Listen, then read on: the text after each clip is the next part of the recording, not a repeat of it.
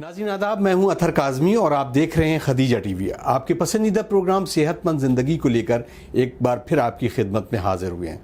मुख्तलिफ अमराज के ऊपर उनके स्पेशलिस्ट डॉक्टर से हम कैसे रूबरू होते हैं, हम इसलिए भी कि ताकि आपकी सेहत से जुड़ी हुई उन तमाम मुश्किलात को दूर किया जा सके कम अज़ कम, क्योंकि बीमारी शायद होना ये ज़रूरी भी है कि इंसान बीमार हो सकता है, लेकिन इन बीमारियों से कैसे बचा जा सकता है और कम से कम अपने लिए नुकसानात को कम कैसे किया जा सकता है। हम कोशिश करते हैं कि इन बातों को मलबूज़ ख़ातिर रखते हुए हम गुफ्तगू करें ताकि आप अपनी ज़िंदगी को खुशनुमा बना सकें। हमारी खुशनसीबी है कि आज एक बार फिर हम दूसरी मरतबा डॉक्टर असद अब्बास साहब से रूबरू होने जा रहे हैं। इस तरीके से कि आप उनको मुख्तलिफ प्रोग्राम्स के ज़रिए देखते भी हैं और न्यूरो साइंसेस के बारे में न्यूरो फिजिशियन के तौर पर आप इस पूरे उत्तर प्रदेश में एक अजीम तरीन डॉक्टर के साथ तौर पर जाने जाते हैं। तो आज हमारा टॉपिक जो है वो है एपिलेप्सी, यानी जिसे हम मिर्गी कहते हैं। तो हम एक आम लैंग्वेज के साथ इस प्रोग्राम को आपके हवाले करते हैं। आइए डॉक्टर साहब का इस्तकबाल करते हैं। अस्सलाम वालेकुम डॉक्टर साहब। वालेकुम अस्सलाम, शुक्रिया। डॉक्टर साहब, क्योंकि आज का टॉपिक जो है एपिलेप्सी है, मिर्गी है, तो पहले तो हम ये चाहेंगे कि हम इसको कैसे एक आम आदमी को समझाएं कि मिर्गी क्या होती है। मिर्गी एक ऐसी बीमारी है जिसके बारे में बहुत सारी मिथ्स भी हैं कॉमन लोगों में, एक जनरल पॉपुलेशन में। लेकिन मिर्गी हम लोग उस बीमारी को कहते हैं जिसमें ब्रेन में थोड़े से एबनॉर्मल डिस्चार्जेस होते हैं, जिसकी वजह से, चूँकि बॉडी हमारी पूरी ब्रेन से कंट्रोल्ड है, तो जब ब्रेन में कोई भी एबनॉर्मल डिस्चार्ज होंगे तो उसका असर हमारे जिस्म पे आएगा। तो ब्रेन में डिस्चार्ज होगा, लेकिन जो सामने मरीज़ में दिखेगा जनरल पॉपुलेशन को, वो उसको एक हाथ पैर अकड़ता हुआ सा दिख सकता है, गर्दन एक तरफ टेढ़ी होती हुई दिख सकती है, मुंह से एकदम से चीख निकल सकती है, उसके बाद हाथ पैर एकदम ऐंठने लगते हैं या हिलने और कांपने लगते हैं, साथ में मुंह से झाग आ जाता है। कभी कभी इस पूरी प्रक्रिया में अगर ज़बान दांत के नीचे दब गई तो मुंह से हल्की ब्लीडिंग भी हो जाती है, कभी यूरिन और मोशन भी डिस्चार्ज हो जाता है। ये तो एक जनरलाइज दौरे होते हैं मिर्गी, जो आम तौर पे एक जनरल पॉपुलेशन पहचान भी जाती है और जिसकी कुछ समझ भी रखती है जी। यहाँ पर मैं एक बात और अपने व्यूअर्स के लिए कहूँगा, अपने नाजरीन के लिए कहूँगा कि इस मिर्गी को तो पहचानना फिर भी आसान है, लेकिन एक नॉर्मल पॉपुलेशन के लिए जो आंशिक दौरे होते हैं, यानी कभी कभी सिर्फ इतना होता है कि फेस के ऊपर ट्विचिंग होती है, यानी चेहरा हिलता हुआ लगता है, फिर ठीक हो जाता है, गर्दन एक तरफ हल्की सी टेढ़ी हुई, ठीक हो गई, हाथ में मूवमेंट हुए या पैर में मूवमेंट हुए, कभी कभी मूवमेंट ना भी हो, सिर्फ एबनॉर्मल सेंसेशन होते हैं, यानी चेहरे पे सनसनाहट हुई, एबनॉर्मल सेंसेशंस हुए, हाथ में एबनॉर्मल सेंसेशन हुए, पैर में एबनॉर्मल सेंसेशन हुए, ये different type of partial fits कहलाते हैं, यानी आंशिक दौरे कहलाते हैं, जिसको हम लोग, जैसे अब ये सेंसरी वाला कहेंगे जब एबनॉर्मल एहसास हो रहा है, और जब एबनॉर्मल मूवमेंट हो रहा है तो इसको हम लोग पार्शियल मोटर सीजर कहेंगे। तो इस तरह की कई चीज़ें हैं। और हम यहाँ पर एक बात समझ लें, ब्रेन हमारा जो ऊपर वाले ने बनाया है, इसके डिफरेंट लोब्स हैं जी। लोब्स के अलग अलग फंक्शन हैं। ये जो अभी मैंने कहा कि ब्रेन में डिस्चार्ज होते हैं, जिसकी वजह से बॉडी में ये प्रक्रिया होती है, तो जो लक्षण जिसमें आएंगे, यानी जो पॉपुलेशन देख रही है या जो लोग देख रहे हैं जिनके सामने दिख रहा है, वो इस बात पे डिपेंड करेगा कि ब्रेन के किस हिस्से से वो एपिलेप्सी वाला डिस्चार्ज आया है जी। तो या तो कंप्लीट दौरे होंगे जिसका मैंने डिस्क्रिप्शन बताया, ये पार्शियल दौरे होंगे। इसके अलावा सडन बिहेवियर चेंज हो जाना, बात करते करते हंसने लगना 1-2 सेकंड 3 सेकंड के लिए, या एकदम से गर्दन झुक जाना, च्यूइंग मूवमेंट होने लगना, यानी चेहरा सिर्फ चेहरे के ऊपर चबाने जैसा एहसास या कुछ पकड़ने जैसा एहसास कि हम किसी चीज़ को कोई पकड़ रहा है, या एबनॉर्मल स्मेल्स लगने लगे। ये भी एक ब्रेन का स्पेसिफिक एरिया होता है, टेम्पोरल लोब, वहाँ वाले फिट्स में सिर्फ ये लक्षण होते हैं। पेशेंट पूरी तरह बेहोश भी नहीं होता है, लेकिन उसमें इस तरह के आंशिक लक्षण आ जाते हैं जी। तो मिर्गी का जो प्रकार है वो इस पर डिपेंड करता है सामने से देखने में कि ब्रेन के किस हिस्से से डिस्चार्ज है, जिससे पॉपुलेशन पहचान सकती है कि भाई हाँ, ये जो व्यक्ति है, जो हमारा साथी है, फ्रेंड है या हमारा रिश्तेदार है, इसको शायद मिर्गी जैसे दौरे हो सकते हैं। ये कॉमन लक्षण है। डॉक्टर साहब, ये आपने सवाल उठाया, इसमें एक सवाल जो मैं ऐड ऑन करना चाहूँगा वो ये ख़ास तौर से, क्योंकि जिसको ये हो रहा है, जो इससे परेशान हो रहा है, जो मरीज़ है, लेकिन क्योंकि जाहिर सी बात है सामने वाले को ये तमाम चीज़ें जो हैं वो समझ में आना चाहिए। इसमें कभी कभी कुछ चीज़ें जैसे हाई फीवर या इस तरह से और भी कुछ चीज़ें हैं कि जिसकी वजह से ये चीज़ें आ सकती हैं। ये बिल्कुल ठीक कह रहे हैं आप। देखिए, अब अगर इस चीज़ की बात करें तो अब ये एबनॉर्मल मूवमेंट्स हैं या एबनॉर्मल सेंसेशंस हैं, एपिलेप्सी हम लोग तब कहते हैं जब ये मल्टीपल टाइम हो पेशेंट को और साथ में कोई और चीज़ें ना हो, तब तो वो एक बहुत ब्रॉड कैटेगरी हो गई कि हमको फिर इन्वेस्टिगेट करना पड़ेगा। फीवर के साथ जैसे आपने बात की, बुखार के साथ अगर ब्रेन में इंसेफ्लाइटिस हो रही है, यानी एक बुखार जो हमारे सिर्फ जिस्म पे असर कर रहा है, उसमें ये लक्षण नहीं आएंगे। लेकिन जिसको दिमागी बुखार कहते हैं, अगर बुखार का असर हमारे ब्रेन पे पड़ गया, उसमें भी एक स्टेज है मेनिंजाइटिस वाली, यानी जहाँ तक सिर्फ बुखार है मरीज़ को, सर में दर्द हो रहा है, उल्टी हो रही है, इस तरह के लक्षण आ रहे हैं, तब तो ये दिमागी बुखार है जो मेनिंजाइटिस तक लिमिटेड है। लेकिन अगर उसी बुखार के मरीज़ में जिसको सर दर्द और उल्टी थी, साथ में इस तरह के झटके आने लगे, जो मैंने अभी बात की थी या आप कह रहे हैं कि उसको इस तरह के लक्षण आने लगे कि पार्शियल फिट्स हो रहे हैं, एक तरफ एबनॉर्मल सेंसेशन हो रहा है, एबनॉर्मल ट्विचिंग हो रही है, या पूरे बड़े वाले दौरे आ रहे हैं, इसका मतलब जो इन्फेक्शन है वो अब मेनिंजेस यानी जो लेयर होती है ब्रेन की कवरिंग होती है, उसके अलावा ब्रेन टिश्यू को भी इन्वॉल्व कर रहा है, यानी अब ये मेनिंजो इंसेफेलाइटिस की तरफ जा रहा है, तो इंसेफेलाइटिस की तरफ जा रहा है। तो ये चीज़ें हैं जिससे एक क्लिनिशियन या डॉक्टर पहचानता है कि इस मरीज़ में हमको जो दौरे आ रहे हैं उसकी वजह क्या है। दौरे तो एक जनरल चीज़ हो गई, अब दौरे की हमको वजह पता करनी होती है। तो ये जो आपका सवाल है, ये दौरे की वजह जानने के लिए इन चीज़ों को इन्वेस्टिगेट किया जाता है। चलिए डॉक्टर साहब, अब क्योंकि एज फैक्टर भी बहुत अहम होता है बहुत सारी बीमारियों में, क्या मिर्गी में एज का कुछ दखल है कि ख़ास तौर से एक ख़ास एज के साथ ये चीज़ ज़्यादा रिलेट करती है? जी, आपका ये वाला सवाल और पिछला वाला सवाल ये किसी हद तक कनेक्टेड है, क्योंकि जो हम लोग एपिलेप्सी या दौरे को बांटते हैं कैटेगरी में, तो दो ब्रॉड कैटेगरी, एकदम नॉर्मल आदमी के समझने के लिए, नॉट इन साइंटिफिक टर्मिनोलॉजी, कि एक तो वो दौरे हैं जहाँ ब्रेन में कोई ना कोई सेकेंडरी वजह है, यानी जैसे किसी को इंसेफ्लाइटिस है, किसी को हेड इंजरी है, किसी को स्ट्रोक हुआ, किसी को और मेटाबॉलिक डिस्टर्बेंसेस हैं, इन सब चीज़ों की वजह से दौरे आ रहे हैं, तो ये सेकेंडरी सीजर है, यानी जिसमें प्राइमरी कॉज दौरे की वजह कुछ और है। एक प्राइमरी सीजर यानी प्राइमरी एपिलेप्सी पर से, जहाँ पे ब्रेन में और कोई इंसल्ट नहीं है, सब कुछ नॉर्मल है, लेकिन सिर्फ एबनॉर्मल डिस्चार्जेस की वजह से फिट आ रहे हैं। यहाँ हम कैटेगराइज कर सकते हैं कि मोस्टली जो प्राइमरी एपिलेप्सीज हैं वो अर्ली चाइल्डहुड में होती हैं, यानी बच्चों में जो दौरे आते हैं उनके कॉजेज़ में ये कॉज ज़्यादा इंपॉर्टेंट है जो प्राइमरी एपिलेप्सी वाले कॉज हैं, क्योंकि जिसको प्राइमरी एपिलेप्सी यानी ब्रेन का स्ट्रक्चर नॉर्मल है, उसको अगर फिट्स आने हैं तो वो शुरू के एज में ही 10 to 12 ईयर्स तक या 14 ईयर्स तक फर्स्ट सीजर अपीयर हो जाएगा, ठीक है। और सेकेंडरी वाले जो कॉज हैं वो फिर हमारे जब आएंगे, तो हम अगर कभी सारे इन्वेस्टिगेशन नॉर्मल भी आते हैं, वो बहुत रेयर होता है, तो हम लोग उसको कहते हैं लेट ऑनसेट प्राइमरी एपिलेप्सी, लेकिन वो बहुत ही कम इंसिडेंस है उसका, क्योंकि उस एज पे तो फिर हमको कोई ना कोई वजह मिल जाती है सीजर के लिए, कि ब्रेन में कोई इन्फेक्शन है, कोई गांठ है, कोई सिस्ट है, हेड इंजरी है, प्रीवियस स्ट्रोक है, ये चीज़ें आ जाएंगी। तो अर्ली एज में प्राइमरी एपिलेप्सी का इंसिडेंस बहुत ज़्यादा है या मैक्सिमम है, और लेट ऑनसेट वाली जो एपिलेप्सी है वहाँ पे सेकेंडरी कॉजेस आता है।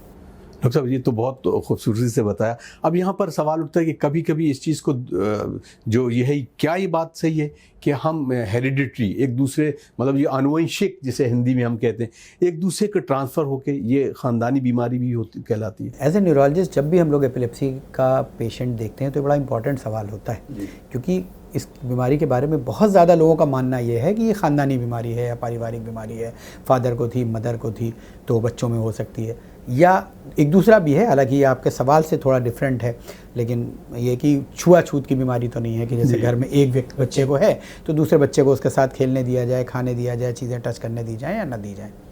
तो यहाँ पर समझने की चीज़ ये है कि ये इन्फेक्शियस तो नहीं है, तो ये पार्ट तो बिल्कुल ओवर है कि अगर एक बच्चे को है तो उस बच्चे के साथ में खेलने से, साथ में खाना खाने से, इंटरैक्ट करने से किसी घर के दूसरे व्यक्ति को हो जाए, ऐसा बिल्कुल भी नहीं है। अनुवांशिक की जहाँ तक बात है, एपिलेप्टिक सिंड्रोम्स डिस्क्राइब्ड हैं बहुत सारे, और अब आजकल बल्कि रिसेंट में ये है कि जो मैक्सिमम अब एपिलेप्सी पे रिसर्च है वो इस ओर डाइवर्टेड है कि कुछ जीन्स आइडेंटिफाइड किए जाएं और देखा जाए कि कुछ जीन्स अगर किसी बच्चे में पाए जा रहे हैं तो उनमें फिट्स आने या एपिलेप्सी होने का रिस्क ज़्यादा तो नहीं है। तो कई जीन्स इम्प्लीकेटेड किए गए हैं, बहुत सारे जेनेटिक। अगर लेमैन या जनरल वाली अब साइंटिफिक बात को एक सेकंड के लिए हम लोग छोड़ दें, तो आप ये समझ सकते हैं कि जहाँ पे सिर्फ और सिर्फ सीजर्स हैं, बाकी पेशेंट का मेंटल डेवलपमेंट नॉर्मल है, साइकोलॉजिकल डेवलपमेंट नॉर्मल है, इंटेलेक्चुअल सब एबनॉर्मलिटी नहीं है, यहाँ पे जेनेटिक्स होने के चांसेस बहुत कम हैं। हेरिडिटरी सीजर होने के चांसेस बहुत कम जी। है। एपिलेप्टिक सिंड्रोम्स जिनको हम लोग कहते हैं, जहाँ जीन्स इम्प्लीकेटेड है, यानी जो फैमिलीज में रन कर रहा है, वहाँ सिर्फ सीजर्स नहीं होते बल्कि और न्यूरोलॉजिकल डेफिशिट्स भी साथ में होती हैं। तो ये एक ब्रॉड कैटेगरी है।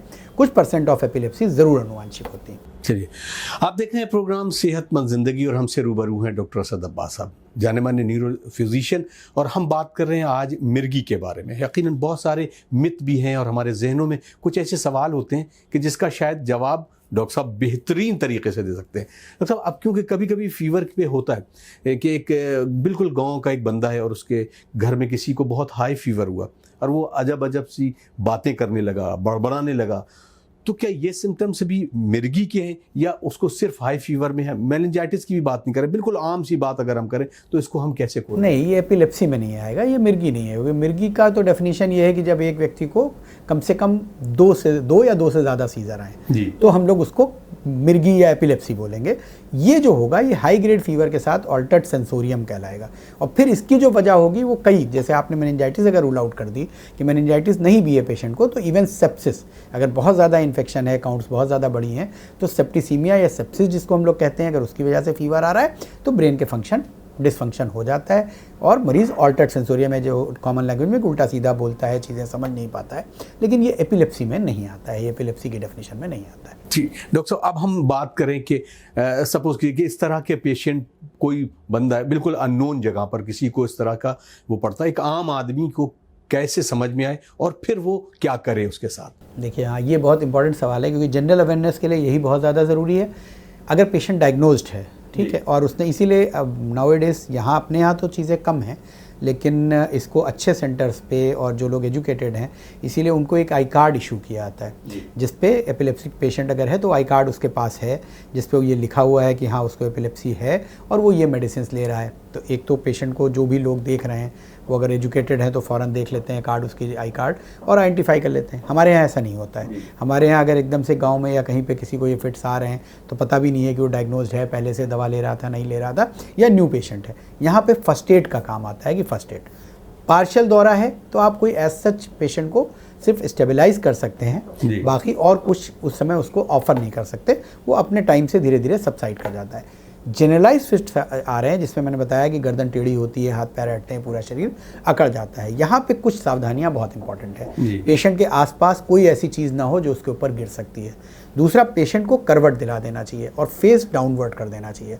वो इसलिए क्योंकि मैंने बोला था लार आने लगती है चेहरे मुंह से, तो अगर लार बहुत ज़्यादा आ रही है और पेशेंट ऐसे बैठा हुआ है या पेशेंट साइड में है तो उसको एस्पिरेट करने या लंग्स में जाने का रिस्क होता है, तो उसका हेड नीचे की तरफ टिल्ट करके साइड में करवट करा देना होता है। दूसरा, कोई भी चीज़ उसके हाथ पैर पकड़ने नहीं चाहिए, कि अगर बहुत टाइटली आप पकड़ लेंगे तो वो फिट्स तो अपने टाइम के साथ इसके फेजेस होते हैं, tonic movement, clonic movement, tonic clonic movement, then तो अगर आपने उस बीच में उसको रोकना चाहा, पकड़ना चाहा, तो बल्कि उसमें फ्रैक्चर्स के चांसेस हैं, इंजरी के चांसेस ज़्यादा हैं। तो उसको बहुत हार्ड पुश करके पेशेंट को आप सपोर्ट करिए, करवट दिला दीजिए, मुंह के अंदर अगर हो सके तो कोई सॉफ्ट चीज़ लगा दें जो जिससे दांत से ज़बान ना कट पाए। लेकिन अगर आप अपनी उंगली डाल देगा कोई साथ वाला तो उंगली कट सकती है, तो या कोई ऐसी शार्प चीज़ डाल देगा तो उससे भी कट हो सकता है, तो वो भी करना ठीक नहीं होता। बाकी इसका ड्यूरेशन है, ये एक ड्यूरेशन में अपने आप धीरे धीरे सबसाइड कर जाता है। रेयर केस में जब ये नहीं सबसाइड करता है, यानी रिकरेंट सीजर आ रहे हैं, एक के बाद एक आते जा रहे हैं, या स्टेटस जिसको हम लोग कहते हैं कि पेशेंट को बीच में कॉन्शियसनेस रिगेन ही नहीं हो रही है, तो आपको हॉस्पिटल ही ले जाना है, क्योंकि फिर आप वहाँ पर नहीं मैनेज कर सकते।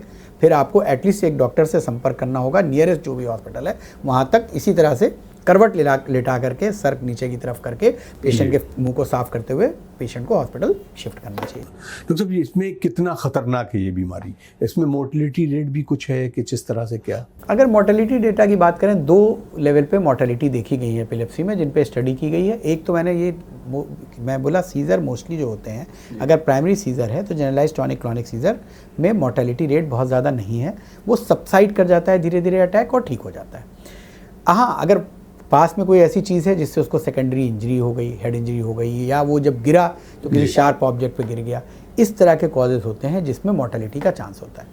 एक दूसरा सब ग्रुप है एपिलेप्सी का जिसमें हम लोग सुडेप बोलते हैं, यानी ये होता है कि सोते सोते रात में ही नींद में, अब इस पर थ्योरीज हैं कि पेशेंट को सीजर आया जिसकी वजह से चोकिंग हुई या क्या हुआ, तो सडन डेथ्स भी एपिलेप्सी के पेशेंट्स में देखी गई हैं, but incidence is not much high, बहुत ज़्यादा हाई इंसिडेंस नहीं है। जी डॉक्टर साहब, अब यहाँ पे दो चीज़ें हम आपसे पूछ रहे हैं, बहुत अहम है, ख़ास तौर से क्योंकि बिल्कुल आम आदमी के लिए ये प्रोग्राम है और अल्हम्दुलिल्लाह लोग देखते हैं इसके और सवाल भी होते हैं।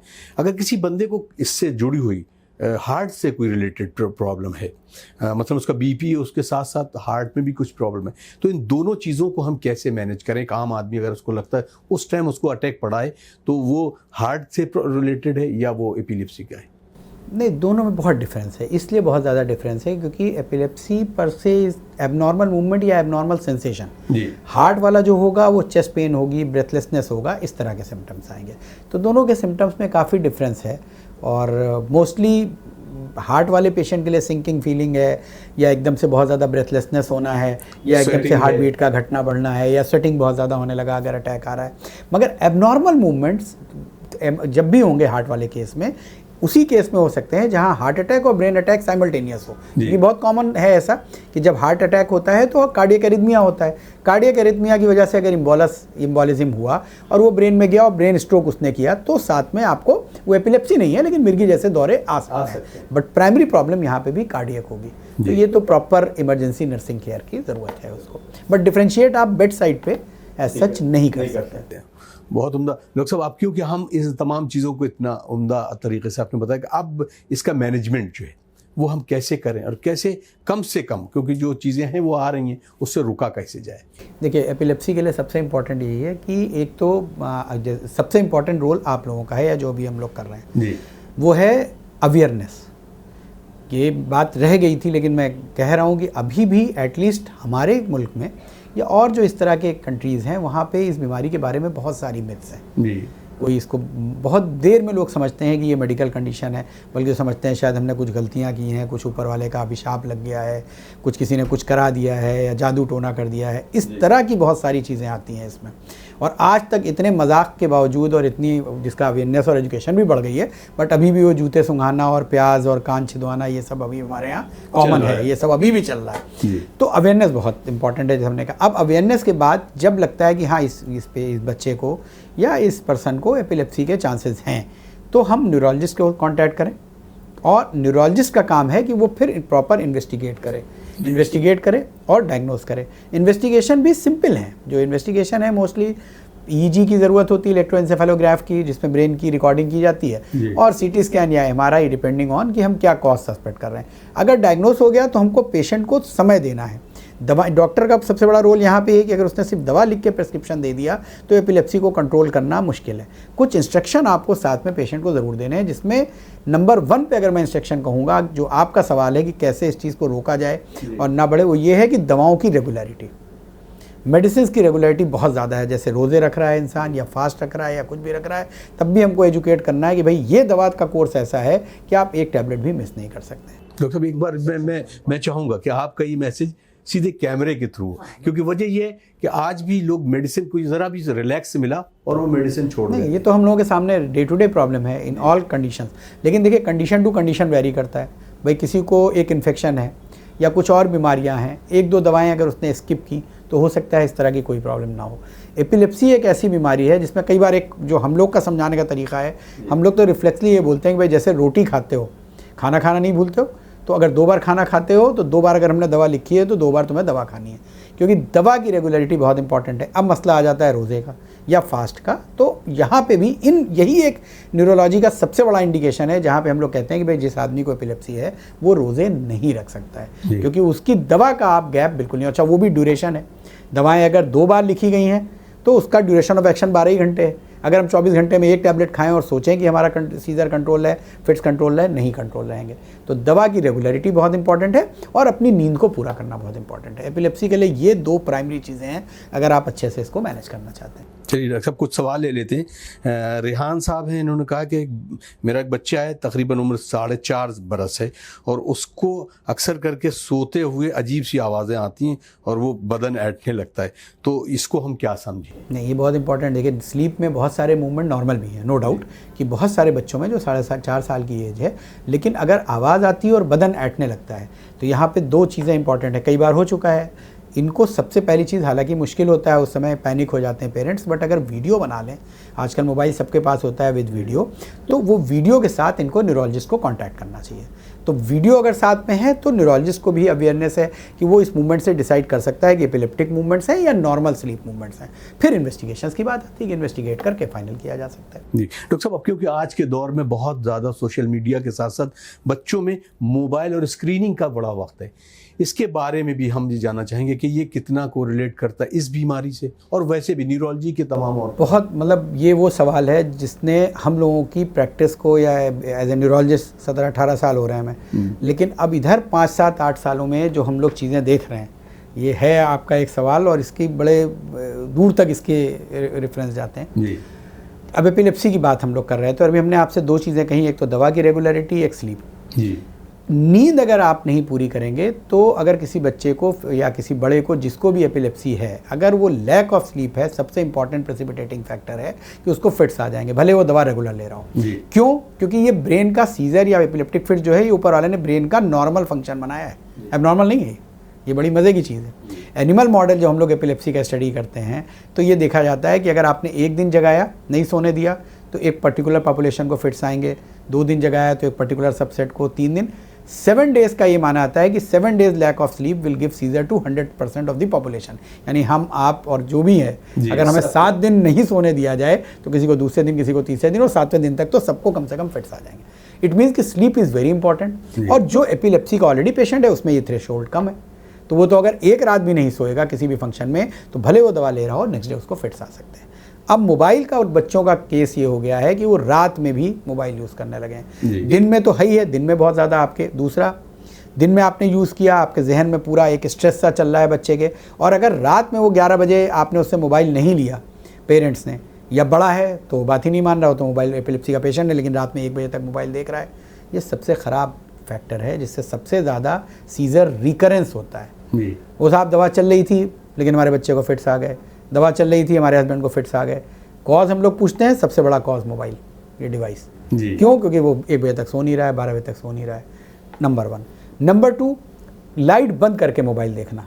जब आप लाइट ऑफ होती है, यानी डार्क रूम में जब आप मोबाइल देखते हैं, तो जो कलर्स का कॉम्बिनेशन होता है, यानी ये जो आँख में जाती हैं चीज़ें, इसीलिए कई बार आप देखते होंगे जो जैसे प्ले स्टेशन है, PS4, PS5, PS3, उसमें पहले कोई भी गेम आप लगाते हैं, वार्निंग आती है कि जो एपिलेप्टिक हैं वो ये ना गेम खेलें। क्यों? क्योंकि अगर बंद करके लाइट वो खेलते हैं तो ये सीजरोजेनिक पोटेंशियल होता है। तो इसलिए मोबाइल का जितना ज़्यादा यूज़ है वो हमारे सीजर के चांसेस को बहुत ज़्यादा बढ़ा रहा है, तो इसको बहुत कम करने की जरूरत है। डॉक्टर साहब, दवा की बात करते हैं, खैर बहुत सारी चीज़ें कि ट्रैंक्विलाइज़र इस तरह के इफेक्ट डालती है बॉडी को, ये नुकसान करती है, ये सारे मिथ्स हैं।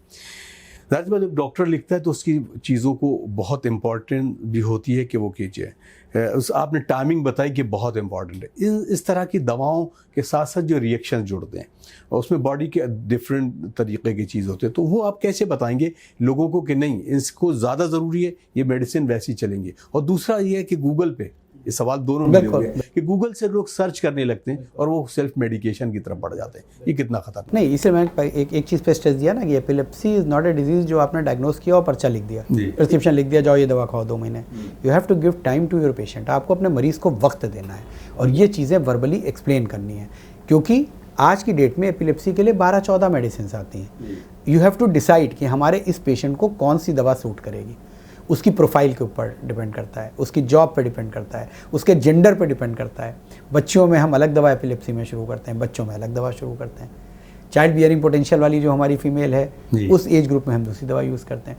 तो ये इंडिविजुअलाइज्ड है और ये पेशेंट को वेल एक्सप्लेन होना चाहिए।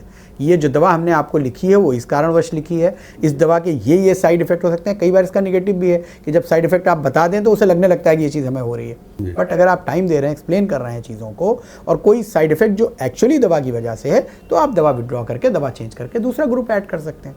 तो ये ऑप्शन हमेशा पेशेंट को देने चाहिए।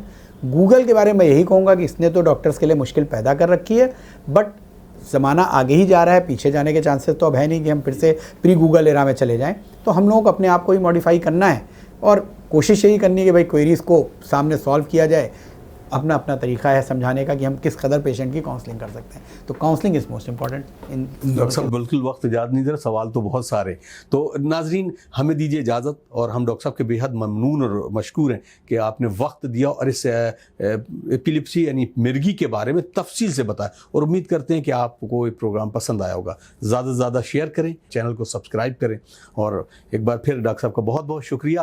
अगले प्रोग्राम तक के लिए हमें इजाज़त दीजिए। वस्सलामु अलैकुम वरहमतुल्लाहि वबरकातुहू।